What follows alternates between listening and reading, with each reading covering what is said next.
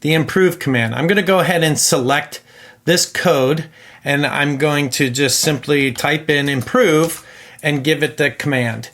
And I'm going to wait for the Gen Chat to come back with some suggestions for me.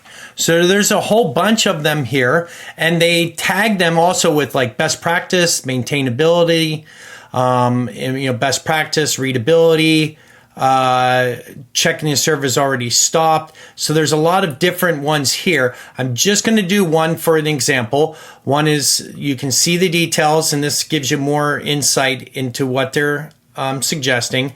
You can actually preview the code and see how it's going to change, what it's going to change. And so then I'm done with previewing it. I have that checkbox. I'm going to come down to bottom and say prepare the changes. Now obviously I could have just gone in there and typed this too. You are in the driver's seat. I could have just typed in and passed in a 1 right here, but for this example I'm just going to show that I applied the changes and it went and put in there. If it was a bigger code base it would be different, but that is the improve command.